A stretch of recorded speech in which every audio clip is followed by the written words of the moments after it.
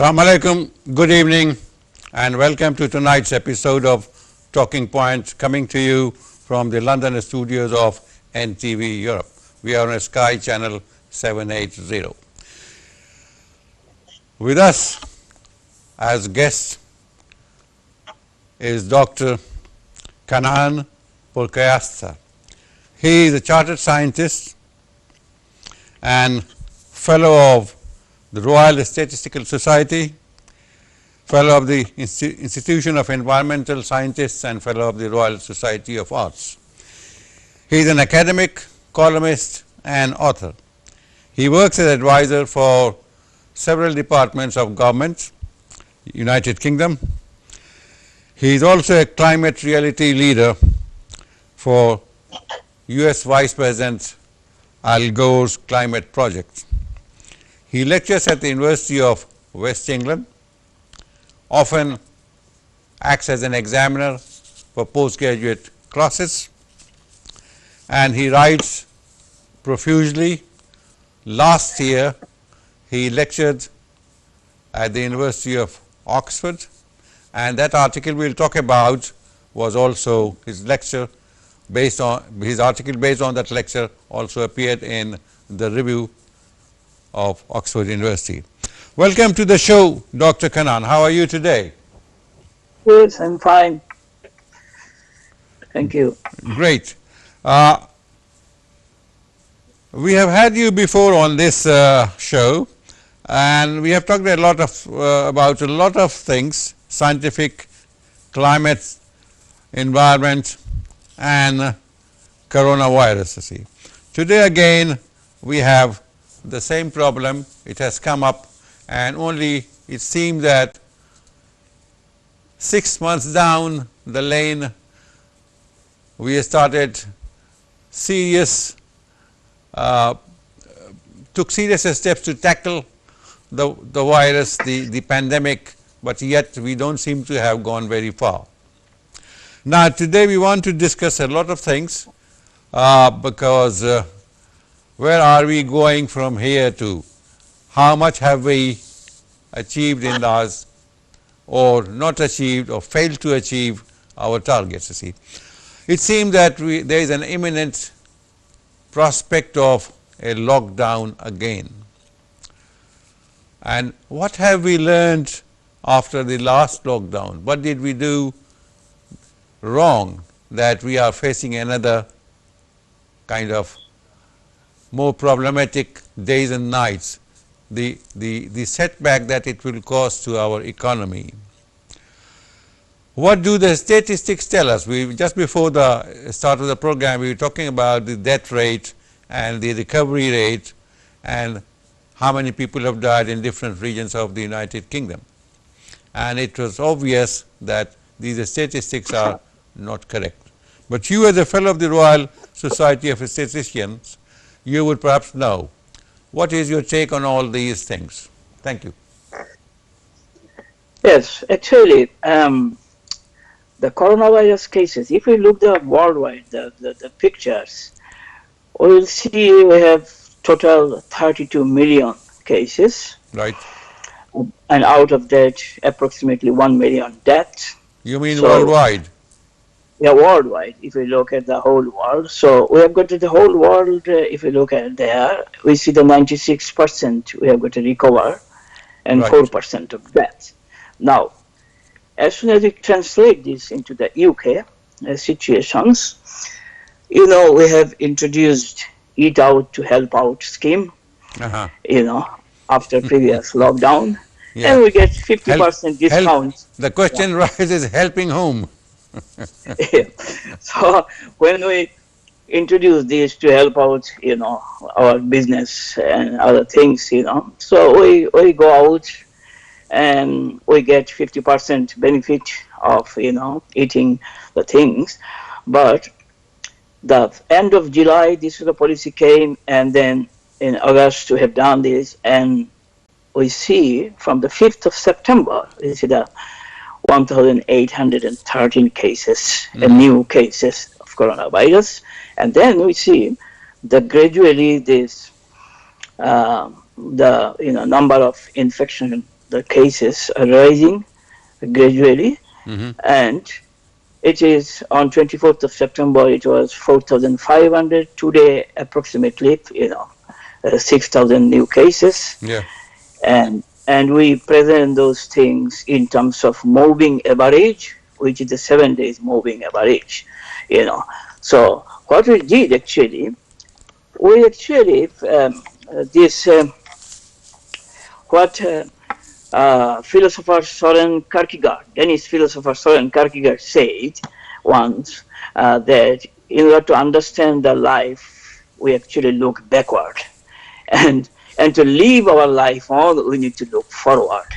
So we look at these statistics, and we have seen some sort of what is called a geometric progression, which is the exponential growth is started, and that is we depends on this on the basis of the infected cases, the cases that we have identified as the infected. Okay, now there is a reason for it, and one of the reasons is the contact.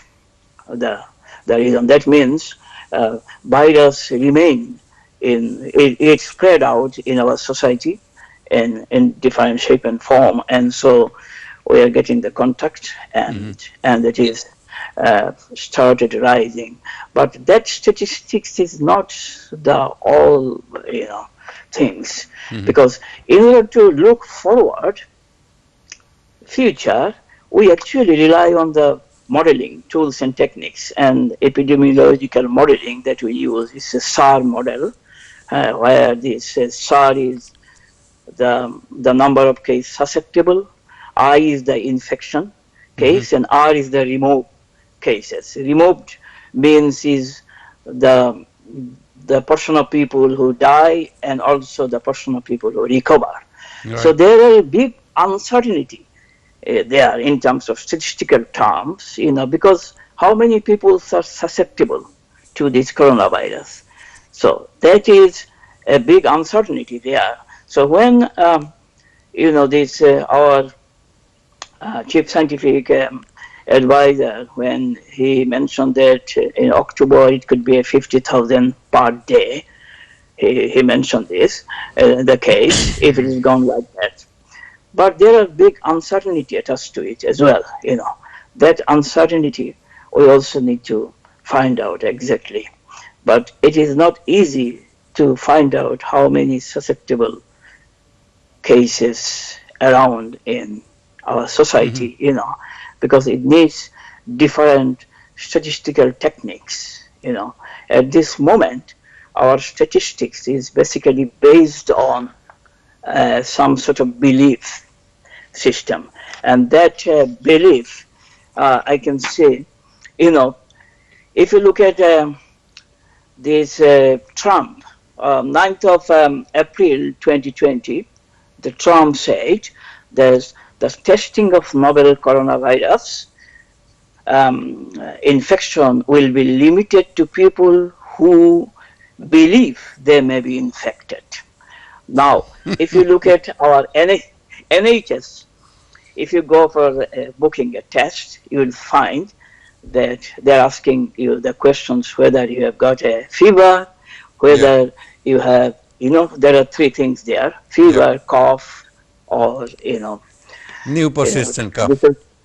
Yeah, and then if you say yes, then you'll get a test. Right. So test is based on it is not based on the statistical standard, which is called a random sampling.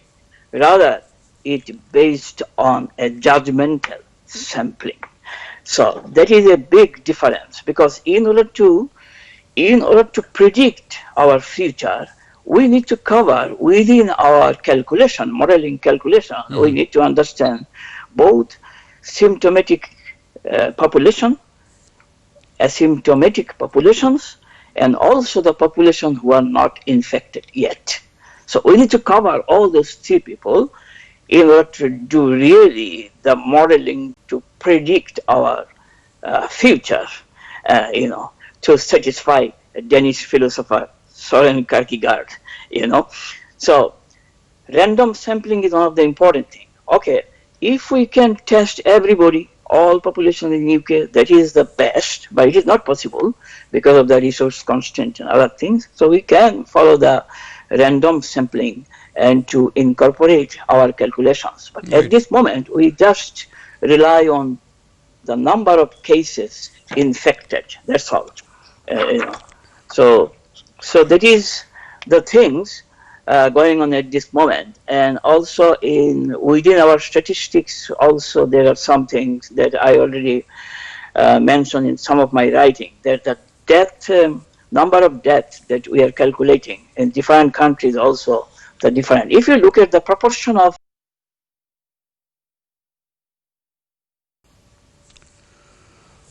Well, most of the statistics, as you said, have some flaws, and when we'll come back after this short break, we will see if they add up or not. You were also talking about the eat out to help out. You mentioned passing in a passing remark. We will see how much of damage or help it has proved. In the meantime, there is a time for break, and when we come back, we will go back to our learned guest today to get more ideas about the COVID-19 that we are facing. Thank you. Don't go away. We'll be back soon.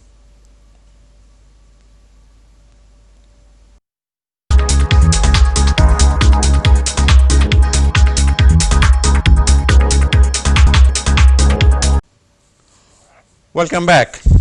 Just before our short break, we were talking to our distinguished guest today, Dr. Kannan Purkayastha, about the COVID-19 and the damage it is causing to our health and economy and the social structure and the social fabric. Dr. Kannan, very partingly and casually you mentioned the thing most of the people are talking about, eat out to help out. How much do you think this has helped or hurt the intention? it has helped individual businesses obviously, but it has created, I think it has created, but it has contributed to the problem because I have seen in my own eye when I go to the restaurant, I can't find a place to sit down because the restaurant is packed up. Now, as a result of that, we get a contact and we get, but besides this, the statistics is another issue that we have not done the random sampling for the whole the populations to understand the spread of coronavirus.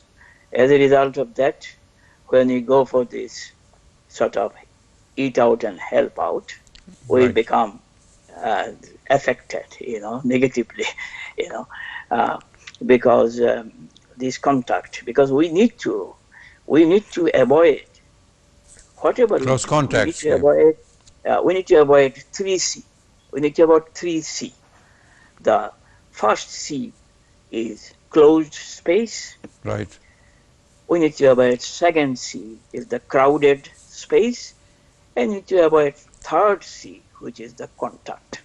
So we need to avoid these 3C. Yeah, the third C is? Whatever, the third C is contact. Contact. Contact, crowded space, right, and crowd, contact, and closed spaces. That 3C we need to avoid. When you say 6 people can't, because 6, 4, these are not the matter. These are all those figures. These are all judgmental, I would like to say. The crew, think is 3C. Avoid 3C. That is the main point. And we missed out. As a result of that, we are getting again exponential curve. Are you aware of any study made about this eat out to help out thing? How much has this helped the economy? I think I had a discussion with some people, they say it just helped them, a lot of restaurants owners, and, they become benefited, Yeah. you know. But on a smaller But scale, not on an overall scale throughout the country.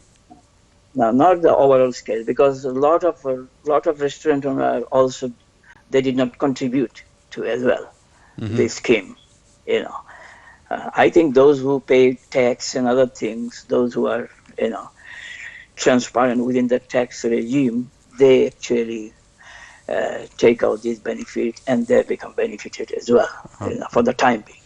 Yes. There's But also an incentive by the government about VAT, the lowered VAT 5% until the end of yeah, March 2021. yeah, that will help. That will help a lot of businesses as well.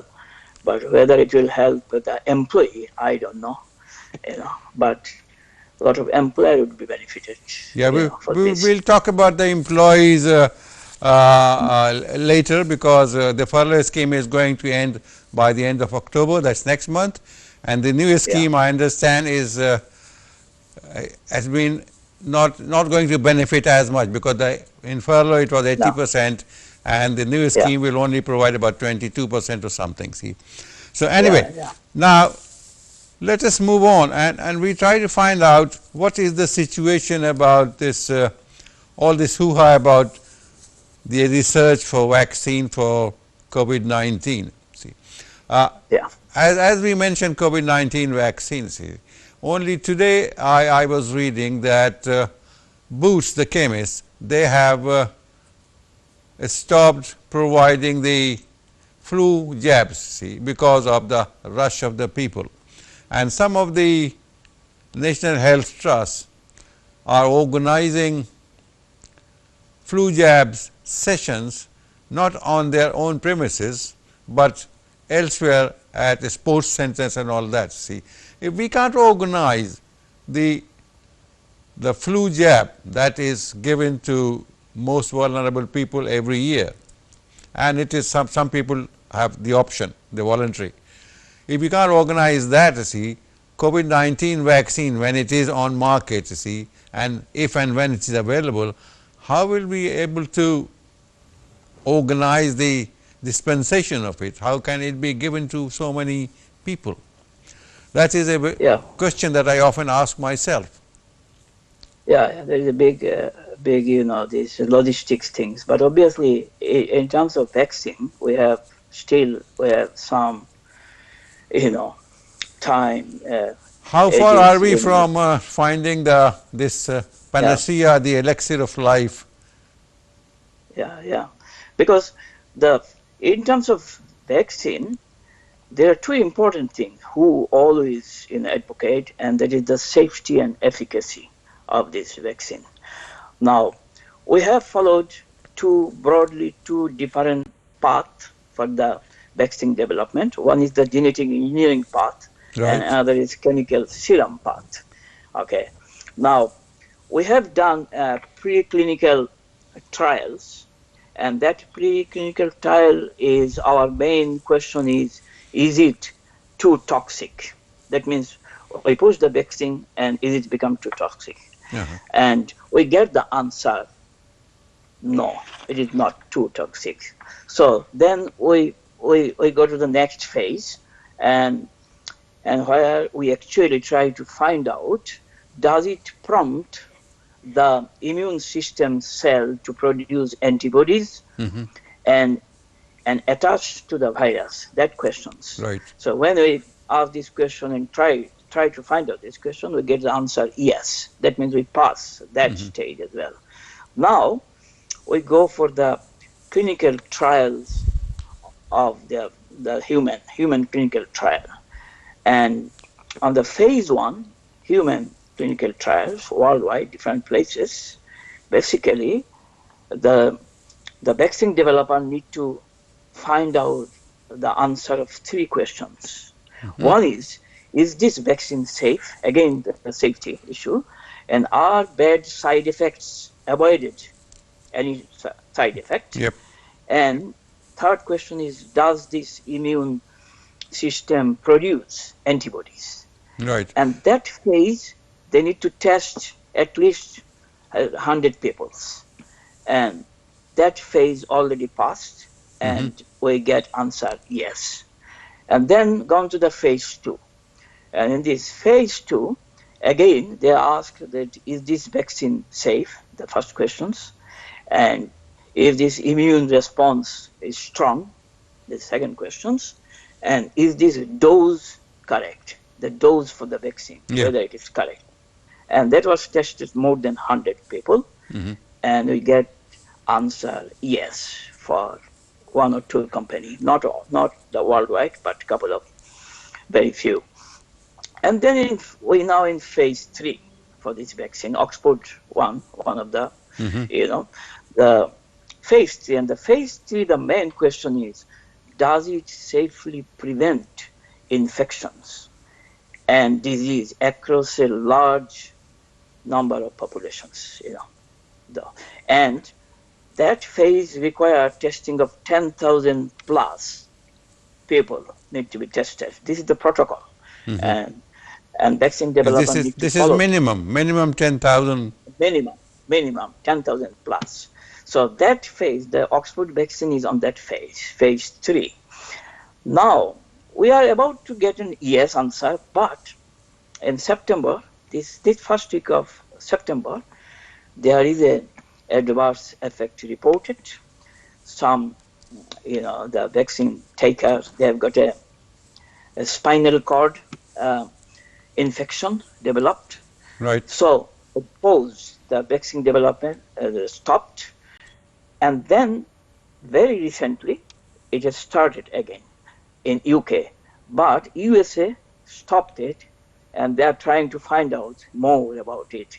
So we are still in the phase 3 stage, and when this phase 3 we get an yes answer, then they will get a regulatory approval, and then they'll get the larger productions. So this phase 3 we are still there. This Right. is the vaccine side of things, but there are drug In development terms side of of things. time, how long is this phase 3 going to last?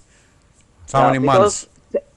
10,000 plus we have to cross, and it is they're thinking about another 4 or 5 months as a Uh-huh. minimum. You know, if there is no side effect to get an yes Will it answer. be localized only in one country or across the world? No, only two company is ahead of this game, and one is Oxford one. Huh. Our and Oxford one, and large scale production will be done by AstraZeneca. Right. They will do the large scale production. But for the drug side of development, Pfizer, USA, they are much more in advance because there are drug development also going on, and different countries using different strategy for this drug development. Right. The three strategy largely they are following, and one is to prevent entry of this coronavirus to the cell. That is Right. the one strategy. And then second strategy is to block viral replication if enter the cell, because virus gone to the cell and then started replicating. So to prevent that. And the third is to stop an immune system's overreactions, Mm-hmm. because there are a lot of people that's taken remdesivir. You remember the name of this drug? Yeah. Remdesivir is prepared by the Pfizer, and when people go to the ventilation, and then they use this remdesivir, and the remdesivir caused overreaction of immune system, and people died. Mm-hmm. So this is the one of the side effects of this remdesivir. So they are trying to figure out, and it is still clinical trial stage. So we can think of another 5-6 months to make sure, and also to convince the larger population. At this moment, 1 in 5 have no belief on this vaccine. Right. after this infection, these spinal cord infections. Right. So That is normal because people are apprehensive about this pandemic. People are apprehensive about many governments' attitude and the statistics and their handling of this serious issue. So they would be apprehensive about this new vaccine, and they would think that if I can avoid, why to suffer the side effects of this vaccine? That is true.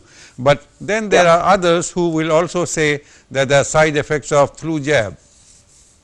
Yes, yes, there is also,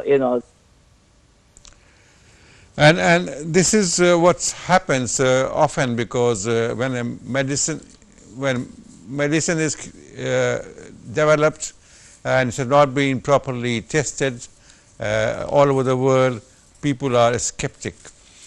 In America, they have this FDA, Federal Drug and Food Agency. They will approve, but after a lot of tests and tests on patients. We have similar agencies here in this country and other countries. But this panacea, this elixir of life, this vaccine that will be hopefully developed soon, we will be benefiting from that. Now, we wanted to know what is the situation now, and if and when this vaccine is available, if at all it is acceptable to the larger population. We will discuss that in the next segment. So, we will be back after this very short break. Don't go away, we will be back soon. Thank you.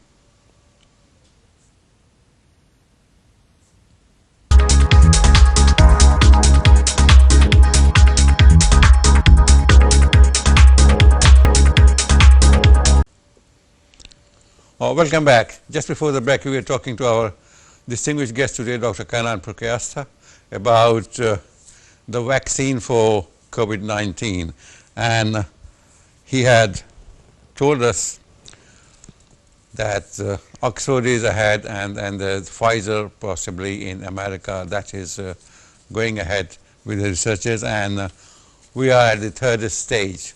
The third stage is very crucial because it has to be tested on 10,000 individuals. I do not know whether Oxford is going to test on 10,000 individuals or jointly. Let's discuss this with Dr. Kannan. This 10,000 figure of individuals or suspected people who will be tested, will it be joint or 5,000, 5,000, or just 10,000 individual companies will be doing that? No, it just, it will be jointly, and that's the reason a lot of people from USA as well come forward. Right. For, but in USA, I just come to know that they have stopped for testing. They are now trying to find out more why these infections, and to find out the more detail about these infections.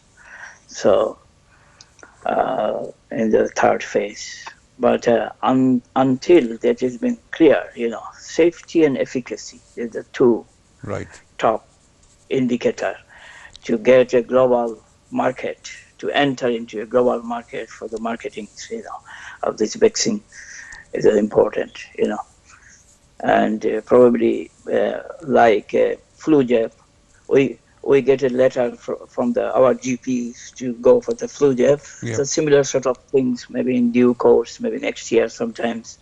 Right. It will come like that. But one of the good thing is in case of coronavirus, it is comparatively stable. It is not only one strain has been detected, which is different from the initial one. It has mutated 6 times so far, but in terms of the number of strain, it's only one strain has been detected. So in that sense, it is an easier job for the vaccine developer, Right. So, So it is not mutating like the flu virus does. Yeah, no, it is not mutating like that, it's it has got, its genetic sequencing is done, and it has got 30,000 alphabet within its gene. So within these 30,000 alphabet, this mutation, the number of mutations, these are comparatively stable than other viral, So this is a good thing for the vaccine developer mainly. Otherwise, they have to change all the time their formulations and test. Yes.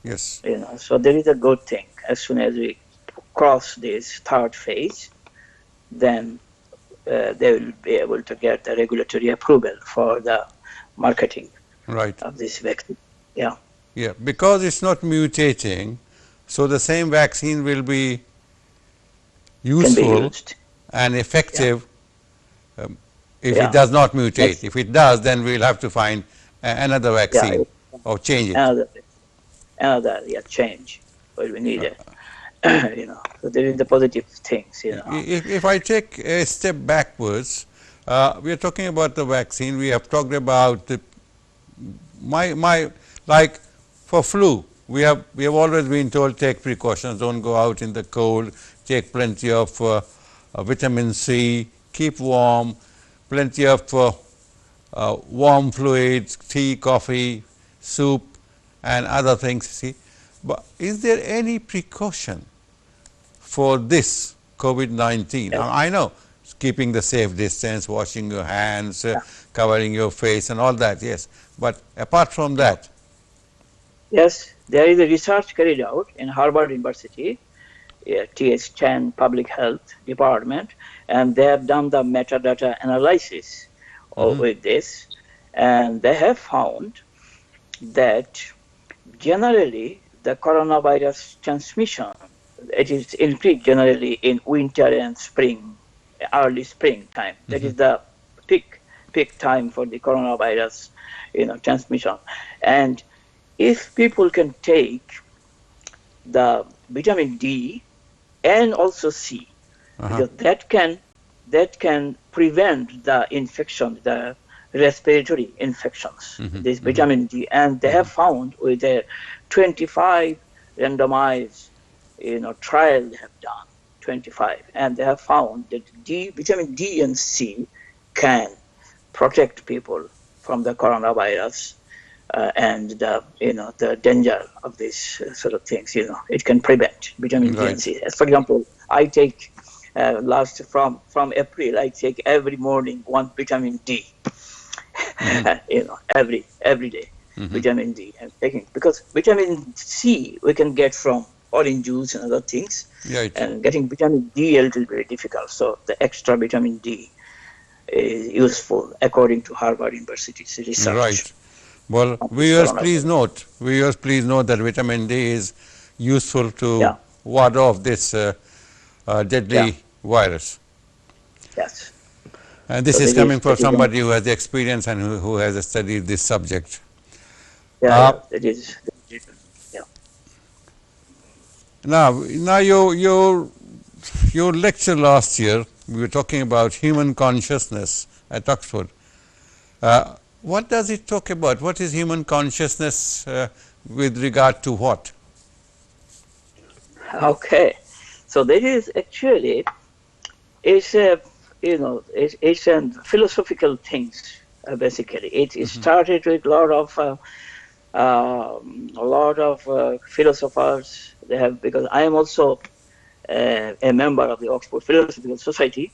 And that is the reason I get an invitation to give a lecture there in Oxford University. And actually, we discussed a lot of things about where this consciousness come from. So I present my, hypothesis basically about this. Actually, what this human subjective consciousness come from. Human consciousness, but the subjective one is the most difficult one. So because when you look at a rose, you will say it's very beautiful, but when I look at, probably I say it is not beautiful. I don't see it's beautiful. So there is a subjective difference between this. So where this subjective consciousness, human consciousness, is coming from? So that is, I present my case before a debate. So I give a lectures, and my case is based on both neuroscience and also quantum field theory. So you will find my whole lectures and everything in a website. And the one side is the neuroscience. So I actually present some of the neuroscientific techniques and of what is going on. Actually, the electric pulse is going on, and our brain is working just like an electromagnetic field. And there are million neuron in our brain, and which are connecting each other and communicating with each other Right. and influencing as well. Because when I look at your eye, and if I look at continuously, then there is a field developed between you and me. And that sort of field is sometimes interpreting as a quantum tunneling, a tunneling techniques. And it has been tested in Italy with a monkey and a man. A man is taking and eating a banana, and then monkey is also raising, their hand, their legs or hand or something like that, as if they are eating banana. That means it is influencing monkey's brain. So human brain can influence one another, and in that way, uh, they can communicate each other even. And there are some quantum field theories they are gradually developing. And I have present my case in that way. It is just like a, if you if you if you throw a stone in a pond, you will see a ripple effect Yep. develop. So this stone is your, some sort of, external things that can trigger your brain ripple effect, and there is a wave develop inside the brain which can be interpreted using the quantum field theory. And that is, I presented, and a lot of research going on worldwide about that where this subjective human consciousness comes from, and I have a lot of presentation slide about this as well. So you'll be able to find this Well, more detail. and what would you call the absence of consciousness? Yeah, that is another. Sometimes the absence of consciousness also can trigger a new form of consciousness, and that is another thing. So people sometimes, they're studying the lack of consciousness, and so the lack of consciousness. Sometimes somebody is sleeping, so one level of consciousness is not there, but another level of consciousness is going on behind the scene, Yep. and that consciousness trigger new things, Well, dream and all other he things. can dream. Yes, different Well, consciousnesses. we'll change the subject here. Uh, Yeah, we wanted to talk about COVID-19, and then we thought, what can we do? People generally are at the receiving end. yeah, yeah, What is our role? yeah. That Can is, we do something as an individual and the entire society? yeah, yeah. Basically, the end game of this problem is most likely is a mixed strategy, you know, because we have to continue our social control measure, and that social control measure will buy some time. So that is the main objective of the social control measure, to buy some time, for developing this antiviral medication and also to develop the vaccine. Mhm. So at this moment, I will say the 50% is the social and political side of effort, and the 50% going on the scientific front at this moment. But as an individual, definitely, I would say instead of thinking of 6 people, 5 people, 4 people, can just follow avoid this 3C. That is my thing. So 3C, avoid 3C, avoid crowd space, closed space, and the contact. as much as possible, either not joining or using, PPE, personal protective equipment. So that is the things. And also we also need to realize that vaccine, even vaccine developed, this COVID-19 will stay.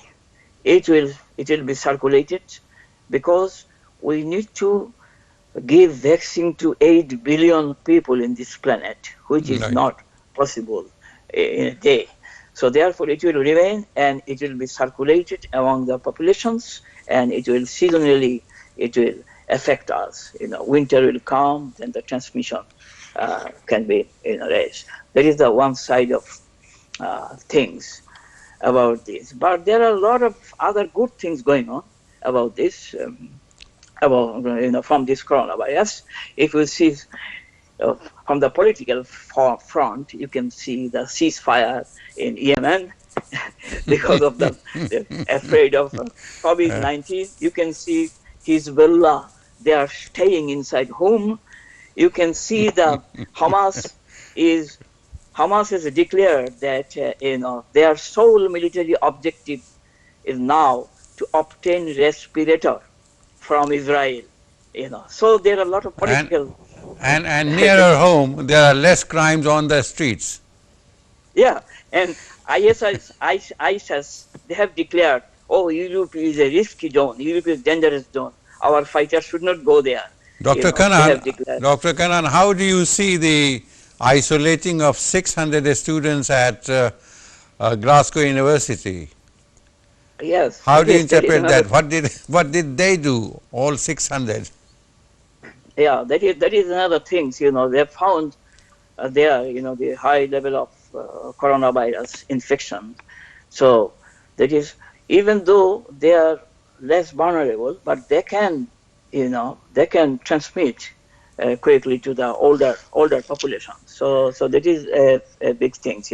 It can affect um, other people's, older population, because most deaths are coming from 65 and above. You Uh-huh, know, uh-huh. so that is another thing. What is the reason for that? That older people are Yeah, more susceptible, yeah, because you see more again, vulnerable. again this question of the immunity, and then immunity rely on this antigen within the body. As soon as you become older and older, that is, gradually going down this level of the antigen within our body. So that's the reason vitamin D is helping. Vitamin D can, help with that. But a lot of other good things going on in climate change front. This carbon dioxide emission gone down 4 to Yep. 7%. Yes. That is another interesting things is Well, happening. with all the things good that you have mentioned, we must not Yeah, forget that it's not good for economy. The economy has yeah, gone down everywhere. yeah. That means, economy. We have to think about. We have to rethink about our economy, and that is already going on, because, for example, in UK, they've started transport a decarbonization strategy, and trying to find out the alternative means of. So there are a lot of hope there, and also thinking about a lot of renewable energy, use of a lot of renewable energy, uh, and try to reduce the, because we are not going down, and also people are thinking about how to make your house COVID safe. So every Right. building Because we house. are not traveling much, the airlines are not making money. They are losing money. People are losing jobs. See? Yeah, but there are alternative things are coming as Yes. well, and will come. New idea will come. But that COVID in this level, it will not last long.